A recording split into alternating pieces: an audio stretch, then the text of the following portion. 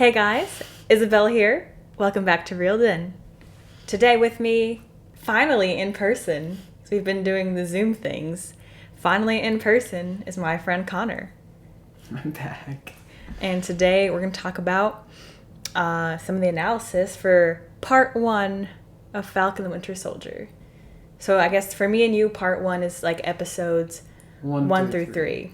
Mm-hmm. Right? And that's what we're going to be talking about. I was going to do one big one, but I was like, it's kind of a lot. There's a lot to talk about. It's a 6-hour film essentially. So. Mm-hmm.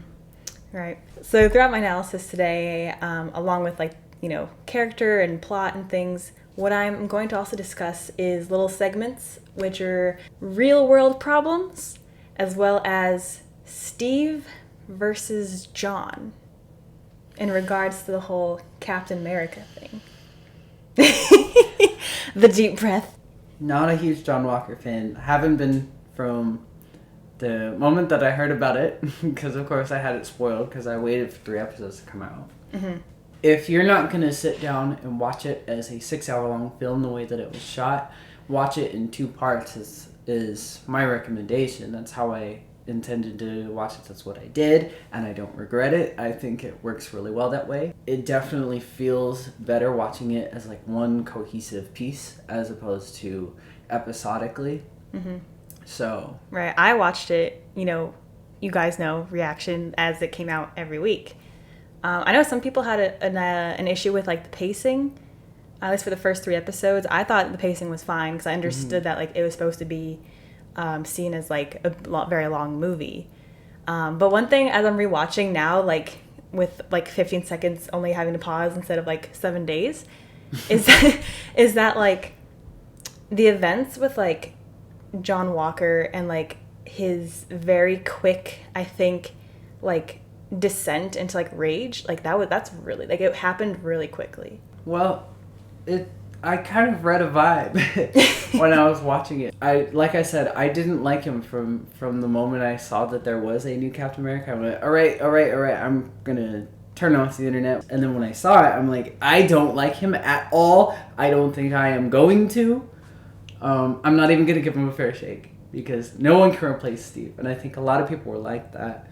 And it's jumping to conclusions, I know, and that's something that we'll touch on a little bit later. There was something off about him, and it was like not even just the fact that he was a placeholder for one of the most iconic characters and one of the characters that means so much to so many people.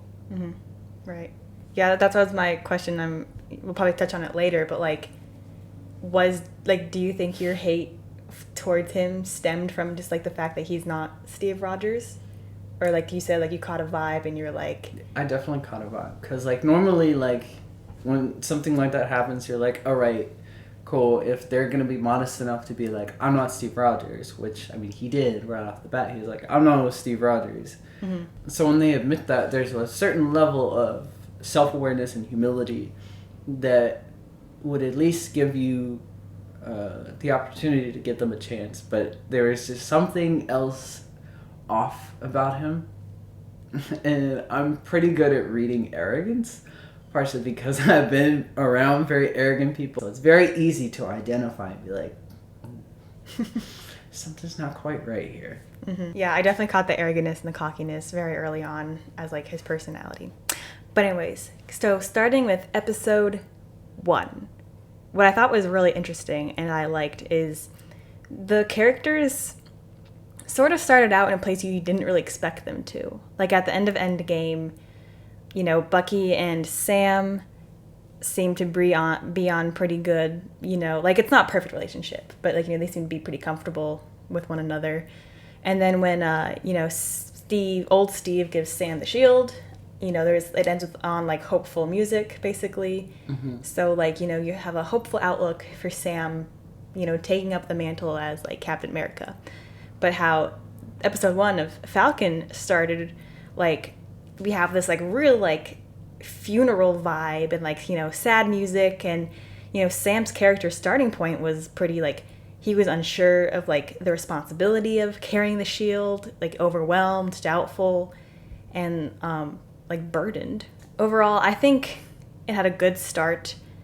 episode 1, it started out with anticipation and curiosity with Sam and what he's going to do with the shield, basically. Because he did dress as if he was going to, like, a funeral with the shield. And then immediately moves into, like, an action-packed scene. And let me tell you, that scene, I was sweating. Like, it was really... I was real stressed for him. Did you like the action-packed scene? Yeah. I thought it was a good... and a good opener. It's always a good opener, I feel, to have, like, a good balance between the two. Mm-hmm. Because, I mean, some people are there for the story, some people are there for the emotion, but a lot of people are there for the action part of it. So I feel that's where a lot of the pushback comes from when it deals with, like, pacing issues. And you're, like, anxiously anticipating the next episode. You're kind of left to wait 7 days for the next one. Yeah, but I also think this scene, I think it did a good job at showing, like, Sam's ingenuity. And it shows that if the government initially asked Sam to be the new Captain America, it definitely shows that Sam, like, has what it takes. So, like, he may not always have a plan, like, going in, because there was that whole thing, like, you don't have a plan, kind of thing. But I think this particular action, like, everything kind of went wrong at once. So I think it shows Sam's ability to, like, come up with a good plan, like, mid-action, execute it well, and, like, have it actually, like, work out in his favor. So it shows that he is a good fighter. Mm-hmm. And also, like, a good person. So, I mean, he's used to thinking on his feet, and he's kind of, this is his element. Mm-hmm. So that being said, like, I liked what it set up for, like, characterizations. Because one thing that action sequences, like, they don't have to have it. Like, if you want to watch an action movie where it's just monsters versus aliens, like, totally fine. Like, that's what the movie is. But, like, in a storyline, I feel like action sequences are supposed to reveal something about the character or the plot or the situation. So I think it did a good job revealing about Sam's character. But plot-wise, I'm not really sure what the fight scene really did, except, like, show Frenchie. Yeah, it introduced Batroc, and, like, you get to see Sam's, like, fighting skills, because, like, the guy he saves, the lieutenant or whatever he was, like, doesn't show up again, and, like, the FLA didn't really show up again either. So, like, I'm not really sure what the whole purpose of that action scene was. I mean, it does foil pretty well with the ending, one of the last scenes in episode 6. But aside from that, when they abduct all the senators and they're, like, in a helicopter. Oh, okay. Yeah, so then, like, similar situations. Yeah. Then, like, he's dealt with, like, one, he can do with all of them. Yeah. Well, it kind of comes full circle a little bit. Oh, that's true, yeah. But the whole thing comes full circle. So I actually think that the story did pretty well with stuff like that. Mm-hmm. Okay, I didn't even realize that, like, the helicopter's at the beginning and the helicopter's, like, at the end. Okay, that's cool. Didn't even realize that. That's what I'm here for. Nice. So the character of Torres, fun fact, in the comics, he actually takes up the Falcon mantle when Sam, in the comics, briefly becomes Captain America. Which makes sense because he told him to keep the wings at the end of episode, or the beginning of episode 5. Mm-hmm. Yeah, so I wonder if maybe we'll get the character of Torres in a future MCU movie or show. So, what I really liked about this show, and this would actually, like, puts this show on, like, my top shows that have come out recently that I enjoy, is their incorporation of real world problems that are happening today. Mm-hmm. Now, I know that, like, when they were initially, writing the script and, like, making this, not all the things, like, were going on as extremely as they are now. But I think it's either a very good coincidence or they did a very good job at, like, picking all the weird things that are happening now and, like, shedding a very, I think, positive light on them. I don't think positive is the right word. So the thing is, stuff like this, just to put it in perspective, I was watching a Spike Lee film the other day called Do the Right Thing. There's, like, this end scene with a whole, like, riot. Basically, the police show up and they strangle some dude to death. it's so eerie and gross to how it reflects like the whole the death of George Floyd that happened a year ago. It shouldn't feel like X-Files or like an Illuminati confirmed kind of stuff. Like it's very believable. Well, the thing is, it's the same fight just in a new era, and it's always been that way. It might always be that way, but they do a really good job, I agree, at reflecting that and then trying to turn it around a little bit. You know, so I understand what you mean by trying to put a positive light on it. They're trying to shed light on it, is what Well, they're shedding light on it, and then, you know, obviously, like change, like incorporate, you know, positive change. Basically, write a new version of history, but one that is less destructive and, frankly, a little less selfish. Yeah. And I like how, like, even episode 1, the hints to this, like, I guess you could call it a subplot. Like, when Sam says that, like... They think that the world was better during the blip. Trust me, it wasn't. Trust me, every time something gets better for one group, it gets worse for another. Like, he is directly referencing inequality. But, like, in that one line alone, which, like, I didn't really catch it the first time, but the second time I watched it, I was like, that's really powerful, man. Got it first time. And like even when, you know, after this action scene, Sam goes and basically gives a funeral to Cap's shield, because that's what it was basically, you know, it's paying homage to it. Yeah, but basically he entombed the shield, basically, like he put it to rest in a way. That's what his intention was. He tried to put it to rest. But I thought what was really interesting is that like Sam, who is a black man, is standing on this podium. And he's, you know, giving his speech about, you know, what kind of heroes, like, the world needs. We need new heroes. Ones suited for the times we're in. Which is also another hint. But standing behind him is a close-up of Steve Rogers' face. And the one feature I really noticed was those shining blue eyes. So it's like Sam is up here trying to let the world know, like, what needs to happen, but yet in the background, you still have this reminder and this tradition of what they really want. You know, like the government, the world, people, whoever really want. They circle back on that, and they never asked Sam to become the next Captain America, even though he was basically given the shield, and it isn't government property. Like, Val said, some weird gray area in there. So, because that's not even the original shield. Like, it's a new one with a new design. Oh, that's right. So, like, so alternate timeline Steve probably maybe had it made. So I feel like it wouldn't even belong to the government. Yeah. Yeah, they didn't ask him to become Captain America per se, and instead they put in place John Walker. Okay, so now we've gotten Sam's initial character and where he's starting out with the series, and now we're introduced to Bucky. My man Bucky.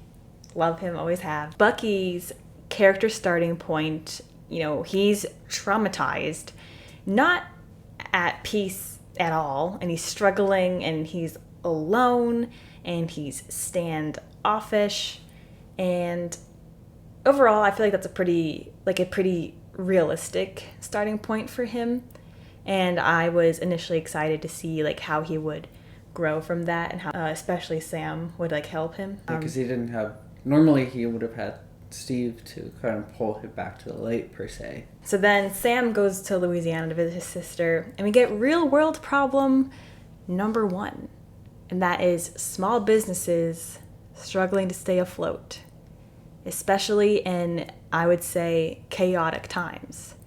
Like now, COVID, you know. Post-chaotic. You know, COVID, like small businesses, well, they've always struggled, but even now, like, you know, people are like, they can't go out anywhere, so small businesses really suffered.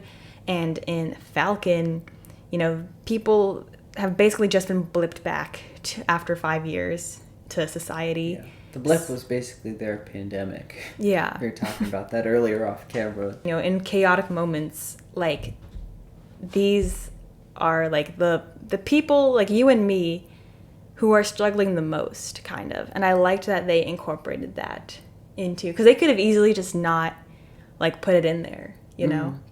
Like they could have easily not shown that struggle. Also, on top of the fact that it was black businesses too, so obviously we know what they're trying to do with that. And I mean, that's one of the biggest issues, that businesses that are owned by people of color have always struggled, but especially with this are, you know, like you said, struggling even more, because now everybody is struggling, black and white. And so the fact that there was already these huge deficits, it hits those even harder. So then real world problem number 2, that could be sort of a far-fetched reach on my part, but the whole bank situation, when not even his sister, but like Sam himself could not get a loan to help save the family boat, sort of reminded me of the whole situation with like homeless vets, like how they promise you like all this stuff, like you'll, like if you fight for us, like you'll get this and you'll be given that and this and that, and then when you come home and you find yourself in, you know, serious need of help, they just kind of leave you on the streets. And of course the whole bank situation also shows, you know, inequality as well. Yeah, I'm not well versed at all, so I can't speak for the veteran situation or any of the, any of the forces. I can't. Yeah, I'm not like really speak for, but knowledgeable in detail, but they had a few nods to showing the inequality, and then as soon as people recognize that he's the Falcon, they're just like, oh, you're wonderful, and then they're like, okay, well, can you do anything about it? And they're like, no, sorry. And it's like they're so quick to turn, because there's a different kind of black that people like to put on people who are on pedestals. Yeah, they're black, but they're not that black. It's like, no, they're still black, and you should still treat them the same way that you would anybody else. Yeah, is what I'm trying to say. They use the fame and the celebrity aspect to define the level of blackness, which is total taboo.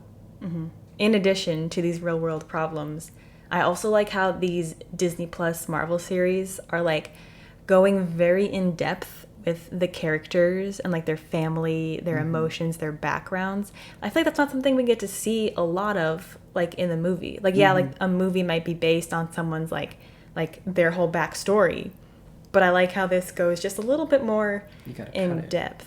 Feeling you can really relate to them on like a real human level. Yeah. So honestly, like this has made me like appreciate the characters like more than I think I would have if it was just like action plot. Like, I didn't think I was gonna like see him this much by the end of the series, because I definitely didn't. I was too much. I never like hated Sam, but like yeah, he wasn't like my favorite like Avenger. But now he's like. But now he's up there. They've added more development. Well, I really liked him in his introduction to Captain America and the Winter Soldier, and then Civil War he was like kind of just there, and Infinity War was kind of just there. So the fact that he's had plenty of time in the spotlight works out in his favor. I really like the pacing.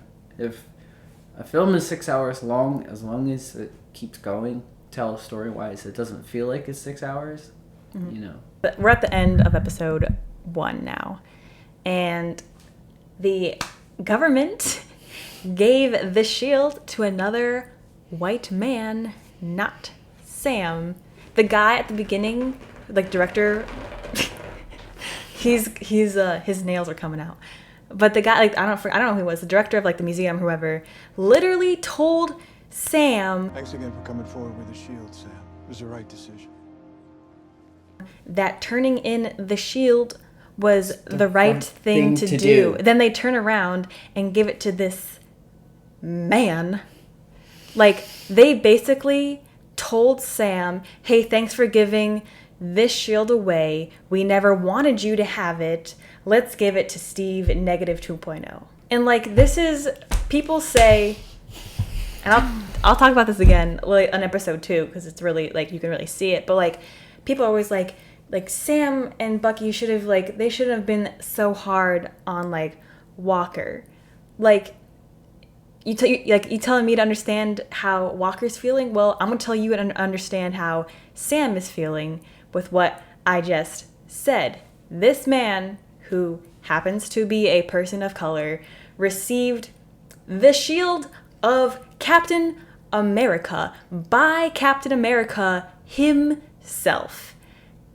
Was basically told that, hey, thanks for holding on to it, but you ain't the right kind of person, and then gave it to this man who is a stranger. We don't even know who he is. Sam doesn't know who he is. Like, someone in the army. He has a pretty star-spangled, for lack of a better term, resume, I guess. Yeah. But other than that, you know. And this is my first Steve versus John, and part of the initial reason why I was definitely heading on the negative side on my views for John Walker.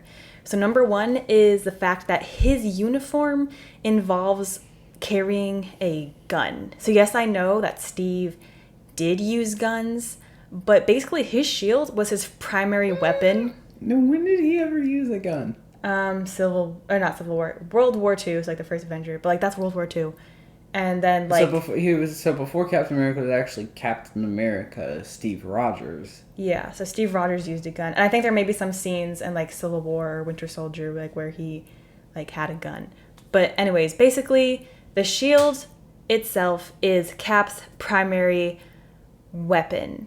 And John walks around with a gun strapped to his hips. Like his uniform is not just the uniform and the shield. It is a uniform, a shield to hide behind, and then a firearm at his side. So like basically like to me, it's sort of like the shield is not enough for him. He needs the gun too.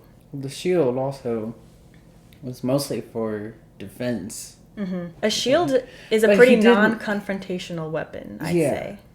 Yeah, in the way that Steve Rogers would use it, yes, he would use it on the offensive, but it typically was not, malicious. The way that John Walker uses the shield is so aggressive that it defies kind of what it's supposed to stand for. But so now we are on episode 2, and The Star-Spangled Man. Yeah. But something that I noticed in episode 2 that sort of, and I don't know like if like this is me misnoticing something or misinterpreting something, but so just as Sam didn't really want the mantle of Captain America, I sort of got the feeling or the impression that like neither really did Walker. Because when he's in the locker room talking to Lamar, he says he just kind of wants to do the job and doesn't like, all the press junkets and the meetings and handshakes and whatever. So like a part of me wonders if this is something that he was maybe like forced on him, or he got like a lot of pressure about doing it. Because like, how are you, especially if you're like a top ranking person in the US like armed forces, going to say no if maybe like the president or someone like someone high up, very important, himself or herself goes, hey kid, you're the new Captain America, have fun. So yeah, that did sort of give me pause the second time around to be like, okay, well maybe, but then that pause only lasted for like 30 minutes and then it was back to being like, no. Also in the locker room, Lamar gives a hint when he says that like, listen, this suit, it comes with the expectations, bro. You can't just punch your way out of problems anymore, You can't just punch your way out of problems anymore, indicating that like Walker has in the past resorted to like maybe violent action in the past, and even though he nods and says he knows, like that's still the sort of fighting he resorts to later on in the episode.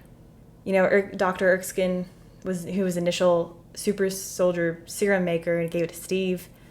Everyone always says like, everyone always remembers that like, give it to a good person, not a good soldier.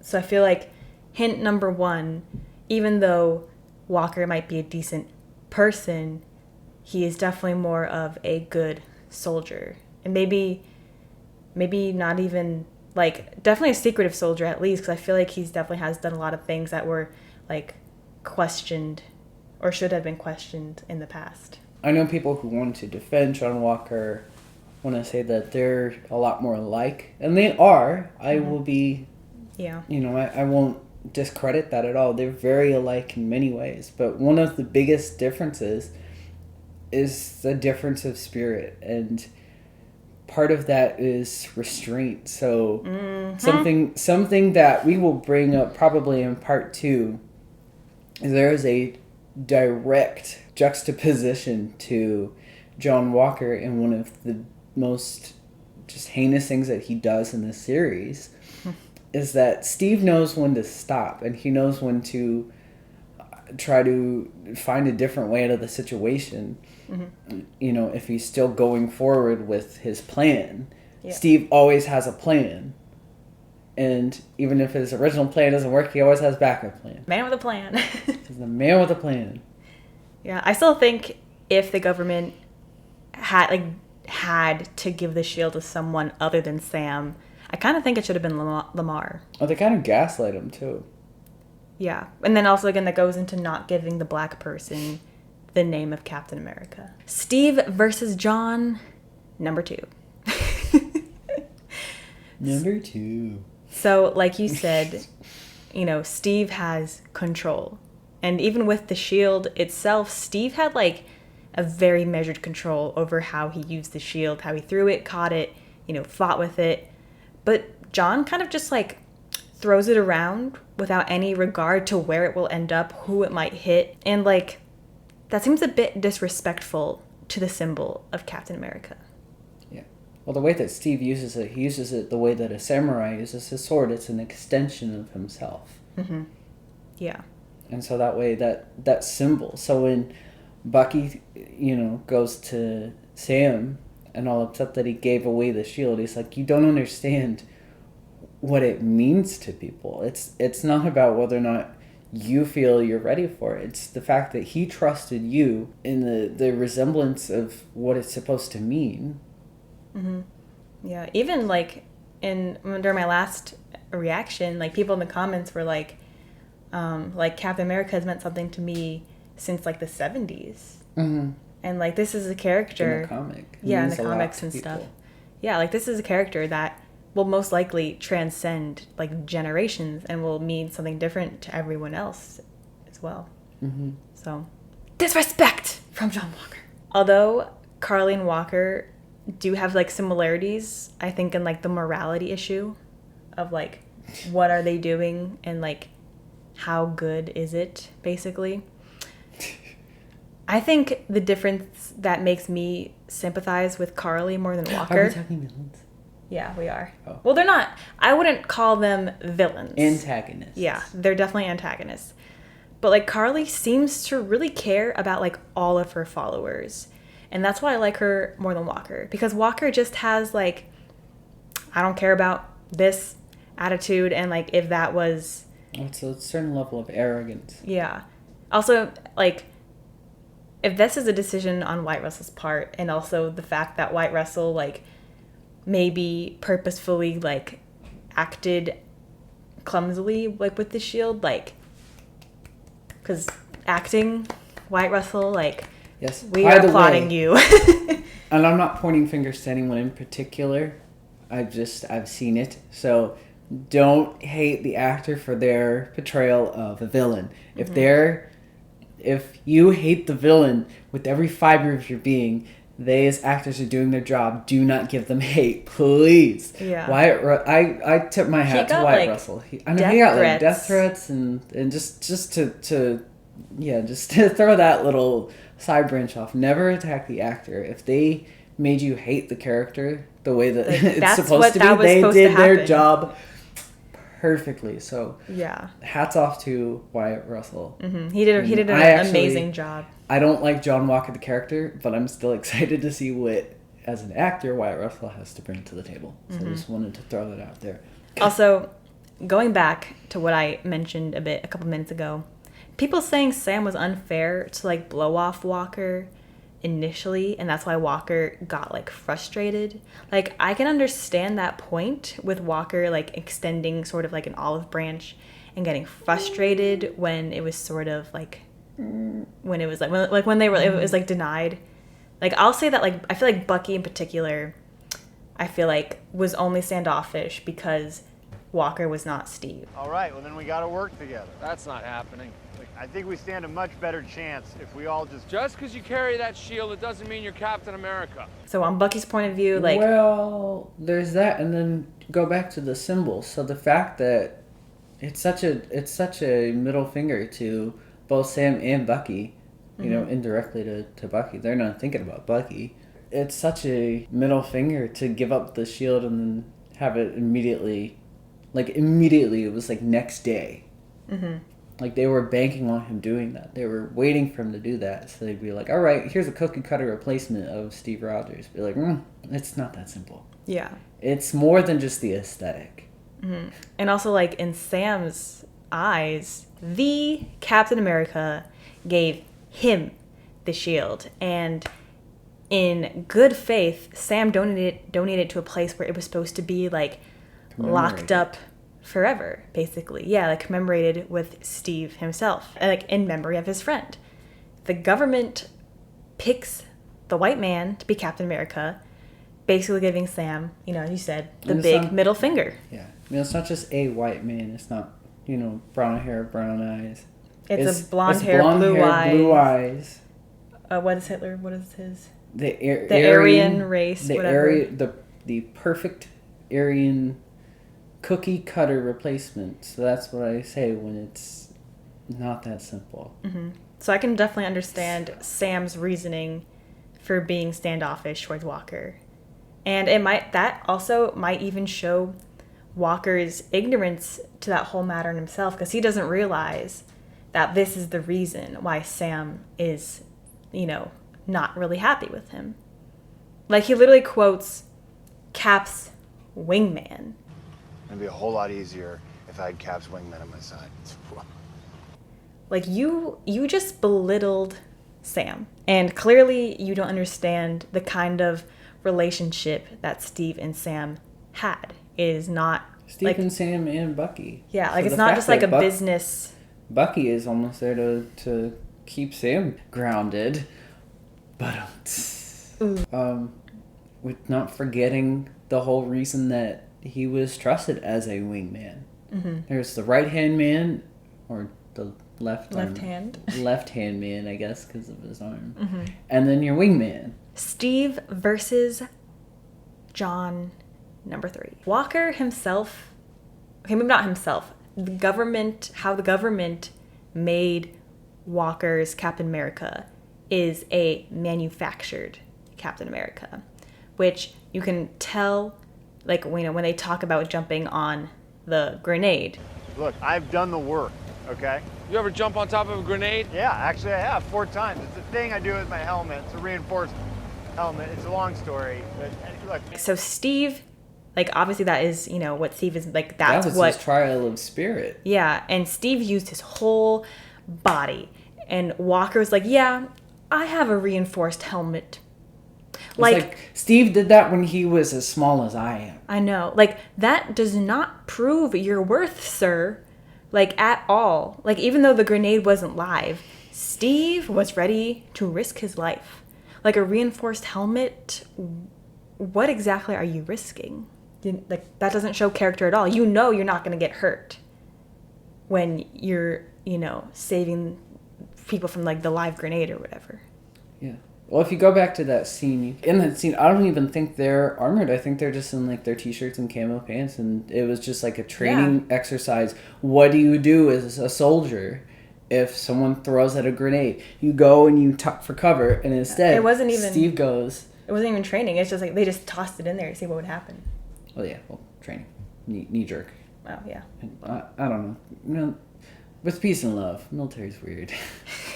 But he throws it out there, and Steve's knee-jerk reaction isn't, I'm going to defend myself, is, I'm going to defend everyone else. You know, it has been a huge testament to his character. Yeah. And if you want to, like, really delve into like the meaning of himself using his body. He is using his whole soul, his whole spirit to defend these other people. Mm-hmm. Or protect these other people. Also, modern day problem number 3, the government thinking they own everything. Like with hijacking Sam's Red Wing to hack or to trace his location. And like the fact that like the wings or whatever are like government property, so basically they can do whatever they want to it. The flag smashers. No, we didn't track them. We tracked you through Red Wing. You hacked my tech? Sorry, it's not exactly hacking. It's government property. Kind of the government. Like those are Sam's wings, man. It's part of the whole idea, and you can see this in Civil War with the whole Sokovia Accords. It's like, as soon as you do something we don't like, you're an enemy. Mm-hmm. And then immediately, modern day problem number 4, and we're going to go back to Carly a little bit, and then again, this is why I sympathize a lot more with her, is the problem of displaced peoples. So, like, I can 100% understand Carly's viewpoint. Like, Thanos himself in Infinity War was written as a protagonist, and then the Avengers were the antagonists because they were the ones trying to stop Thanos' plan from happening. So, like, I also understand that, like, as of today, in this world, not the MCU, Earth, the planet, our planet, can't support close to 8 billion people. So, like, yeah, the blip wasn't horrible for everyone, and those people who actually benefited from the blip, like, they made a life for themselves, and it sounded like it was a decent life for themselves where they might have been, you know, struggling before the blip happened. Then after 5 years, like, your life is upended. Like, I understand both sides, sort of, because, like, yeah, like, if you were blipped and, like, you come back and you want your house back, but then you find, like, a group of new family in there, living in there. Like, I understand that problem. But also, for the people who did stay, the point of view for them is kind of like, well, you left. You know? Like, you left. You were supposed to be gone forever. Well, they didn't know the Avengers were going to try and get everyone, you know, blipped back. It comes down to it, I think, part of it is sense of entitlement. And a lack of understanding. And there's a common theme that at least I saw throughout this series. I don't know if it was meant to be or not, but it's how I interpreted it, is that there is the message of understanding. Whether you agree or not, you at least need to understand. And so I think that's where I, you know, give you a lot of props for understanding Carly. And, you know, what she's doing isn't right at all. The way that she's doing it isn't right at all. But, like, the ends don't justify the means, but the means aren't totally wrong either. Yeah. You know? Well, at the beginning, I don't think the means were totally wrong. Because at the beginning, she was just, like, she was like a Robin Hood. Like, she wasn't killing anyone. She was just stealing supplies that these people were sitting on and not distributing to, like, people who were in need of them. Mm-hmm.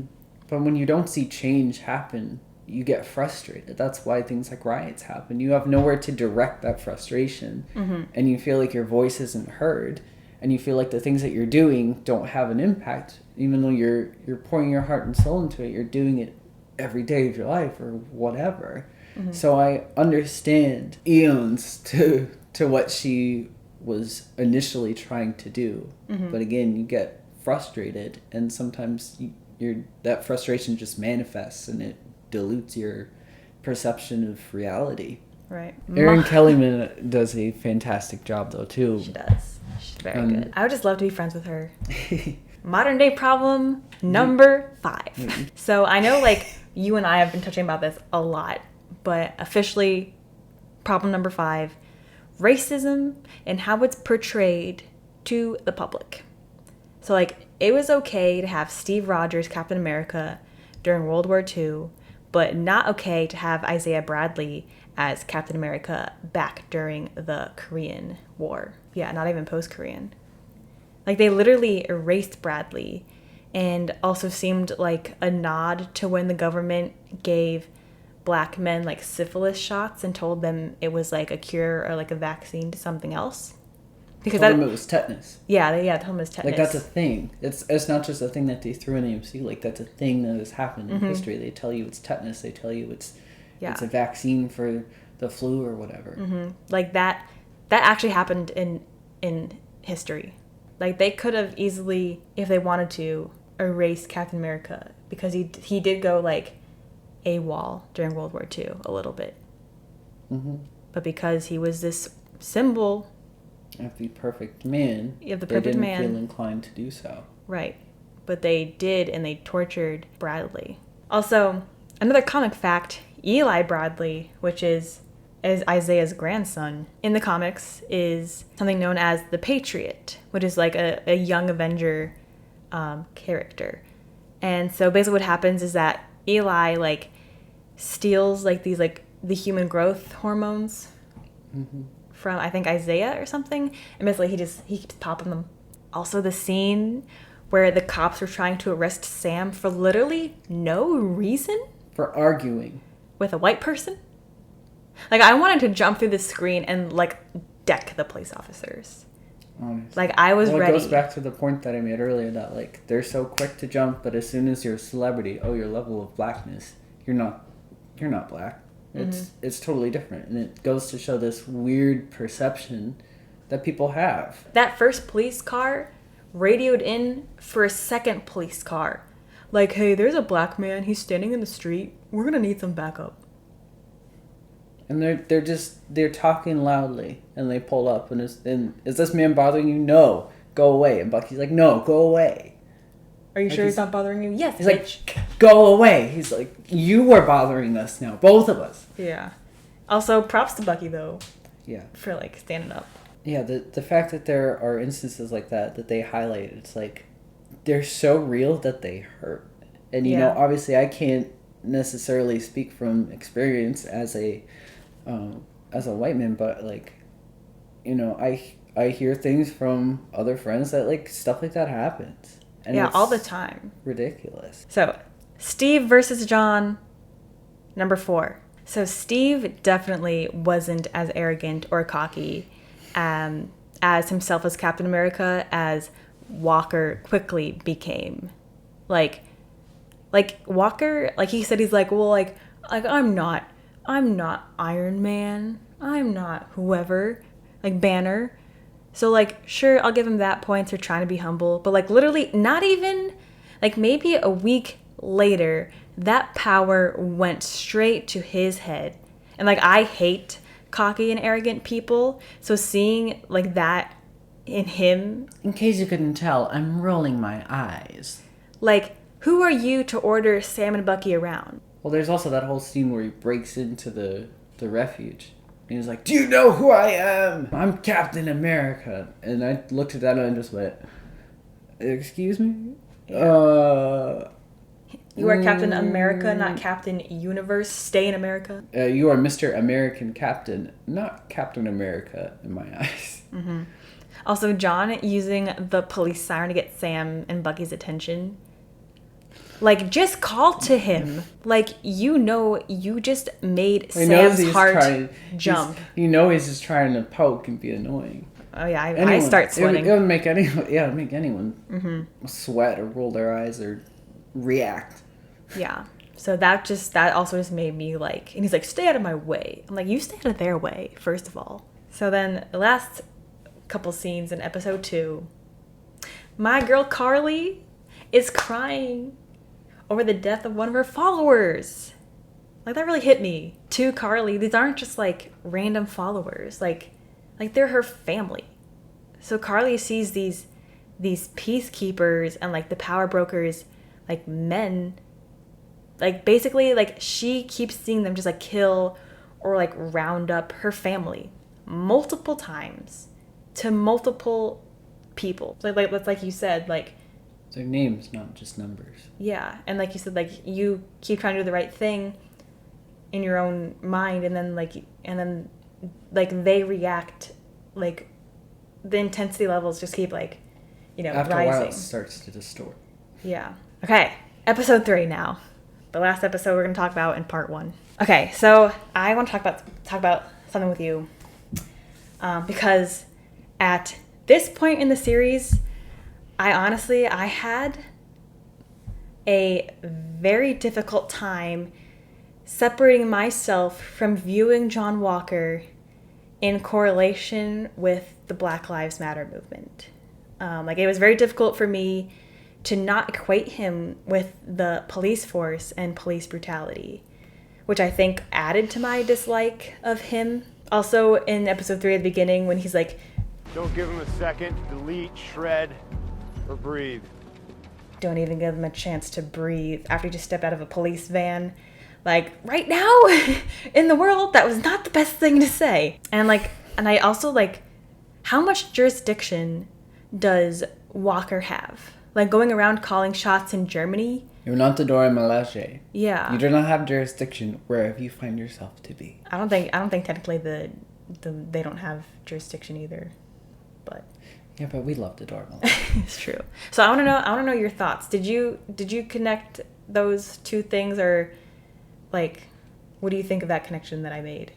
I think a lot of what John Walker symbolizes, and that's why I have such a hard time, in a similar sense to you, wrapping your brain around the fact that he is Captain America. That's why I call him the American Captain, is that he is the and a symbol of like white arrogance and the entitlement that comes with white supremacy. Mm-hmm. I'm not calling him a white supremacist, obviously, but it's that arrogance and that lack of vision and just kind of like the closing off of the world around you.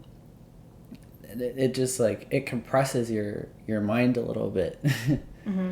Also, Sam and Bucky are both multilingual, and John Walker needed help translating simple German. Lamar, need a translator. Ask him if he knows Carly Morgenthau and the Flag Smashers. Du hast den Namen gehört. Wo sind sie? Or couldn't even respectfully ask the German person to speak in English. Well, yeah, just ask Lamar to translate. Yeah. That also is a testament to their intelligence and their experience. Obviously, Bucky is 106, so... And has lived you know, in multiple places. You know, so I would actually be a little disappointed if my man Buck didn't know at least one other language.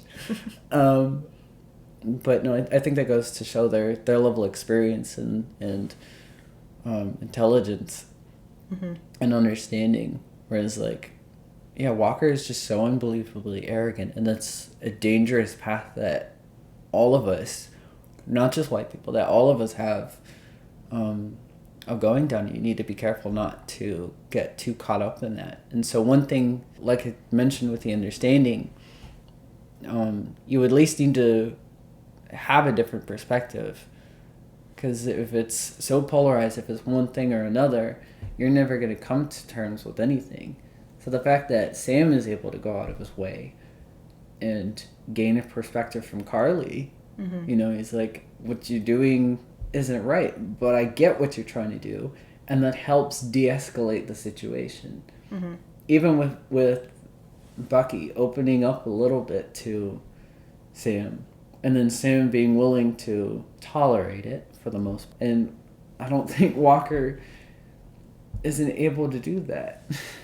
So Steve versus John, number 5. So I feel like Steve was a relatively calm and collected person while facing his like enemies.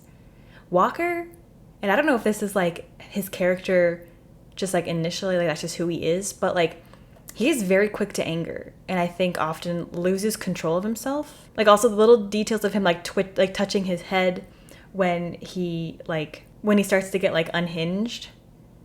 Mm-hmm. Like Wyatt Russell, good job for that too. But like he's got some anger issues, man. I think that might also be like a military thing, because he is a captain in the military, and with a high position in the military, it is demanded like more respect from like your underlings. So like when that German man spit in his face, like first of all, spitting at someone is like the ultimate disrespect you could ever do. So like for someone to spit at, you said, an American captain, like he literally lost it, and like physically like pushed this man against the wall, like physically attacked him. Do you know who I am? Do you know who I am? Is it bad that I like Zemo more than Walker? No. Zemo's a very complex character. That's a real quick thing that I want to make on the antagonists. For, I think, generally for all the Captain America, like, films and whatnot, it's like, the antagonists, pretty interesting, pretty complex, and they're not just, like, evil for the sake of being evil, with the exception of Red Skull, but I mean, he was a Nazi, so I mean, what do you expect? Yeah. There's, like, certain power plays and certain aspects of supremacy and thirst for power, but, like, they feel they're justified, and it's not just like, I want all your power.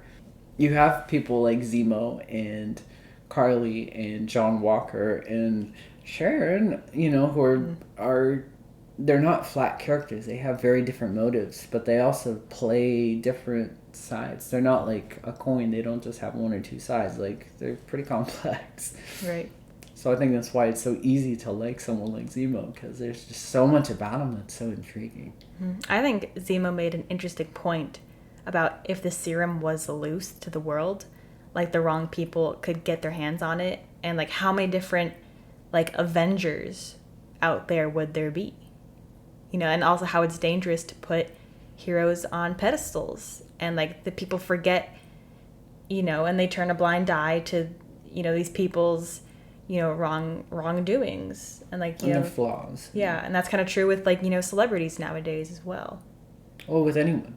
Celebrities, politicians, anyone who is put up on any kind of pedestal at all, like, you forget that they still have flaws and that they can do wrong. They're like, oh no, they can do no wrong in my eyes. They're like, well, when you say that, like, you have to make sure that you say, take it with a grain of salt. Modern day problem number 6, resettlement camps. So I think, at least what I saw in the connections I made, is that the resettlement camps, like the GRC resettlement camps, imitated sort of how refugees, I think, are treated nowadays, and like cramped into like abandoned buildings that have been repurposed, like for that specific reason, is to house people, and like the holding camps for when, you know, people cross into American borders, like how long can they really stay there, and like how many supplies do they actually have to, like, you know, to help these people survive, and like they're separated from their families and stuff like that. It's direct to the refugee crisis that we've had, other places have had. I mean, it's an issue like that's worldwide, basically. Yeah. Okay, so we're in Madripoor, and not gonna lie, I want to visit Madripoor now. Madripoor's neat. But I'm a little surprised that Bucky didn't get any repercussions for breaking the rules of his pardon. Because in Madripoor, like, he hurt some people.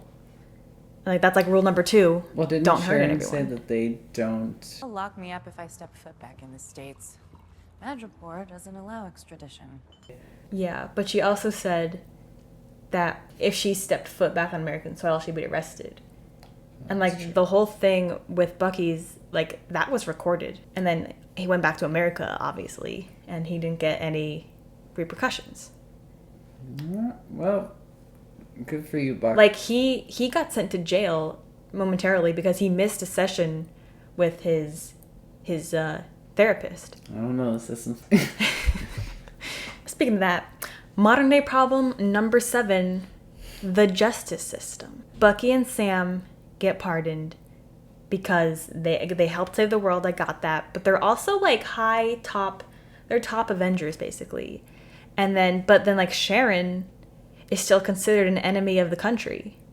So like, which kind of reminds me that like, depending on, like I said, depending on how high up you are on the ladder, or even how popular you are as a person, the repercussions for your actions are going to be a lot less severe. Or if you have money to pay to get out of those repercussions. I feel like people are saying, spoiler alert, by the way, it turns out Sharon is a power broker. We don't know that yet in episode 3, but people are like what? It doesn't make sense that she's a power broker. Well, I can understand why she would be. She got in trouble basically, because she stole Sam's wings and Steve's shield, which is government property or whatever. But really isn't. And that, in her, like, that was the right thing to do for, in her mind, you know, and basically, like, the outcome eventually worked itself out, and yet she's still never allowed to step back foot in. There is still people waiting for her to step foot in America so they can arrest her. So, like, in her mind, she's like, I tried to do the right thing and look what happened to me, look what's still happening to me, so you know what, who really cares anymore? So, like, I can definitely understand her viewpoint on that. And it kind of goes to show with Carly. And I think that's where they had a mutual understanding. Is that, again, there's that frustration where it's like, well, what's the point? Mm-hmm. What's the point? Why should I care? If it's not going to make a difference, if I can't do the right thing and have it outletted in a way that actually makes a progressive change, because the people who are in power are still in power and they don't care. What I don't understand about Sharon, though, is, like, if you are the power broker, why did you lead Sam and Bucky to Dr. Nagel? Well, I also don't think that she anticipated that Zemo was going to do what he was going to do. That's true, yeah. So I think they were going to lead to that, to try to... I feel like Sharon and Zemo shared a look, though, in the trailer when she briefly comes in. I feel like they shared, like, a quick look. And then Zemo shot Nagel. Yeah. But I could be reaching, I don't know. But characterization-wise, Sam and Bucky, we can definitely see some vast improvement between the two, but they still have a lot to learn about being, like, comrades and friends and working together. So another reason why I don't like Walker is for this quote in particular. Which is why you and I are just gonna run with this one for a minute. So I take it what happens next isn't a strictly on the books type thing, is it, Cap? Lamar, if we get the job done, do you really think they're gonna sweat us on the how? This is basically Walker starting to go rogue. And yes, although Steve went rogue in Civil War, I kind of feel like his reasoning was a lot better. Like, at least it was personal and for a friend that we all knew had, like, zero control over his actions. And the way Walker said it sort of made me think of him, like, wanting to, like, commit, like, a war crime. It goes to show that he knows that he can make these power plays and not have any consequences. Mm-hmm. Because he's Captain America. So now, end of episode 3. I want to talk a little bit about, in regards to Carly's extremism. And it was pointed out to me from people in the comments, so shout out to you, thank you, that, like, the serum, the super soldier serum, probably doesn't only enhance, like, person's, like, personality and, like, their physical appearance, but I feel like also probably, like, their beliefs. So if Carly was, like, a rebellious person, a rebel fighter, like, before the serum was given to her, then the serum itself probably turned her into more of the extremist that we see her in the series. And I feel like the longer the serum is in her body, like, the worse it gets. Because Nagel said he changed up, like, the serum, but I think, and he says it was perfect, but I think it actually had the one big, like, imperfection. So, like, it kind of seems to, like, debilitate the subject that it's injected into, at least mentally.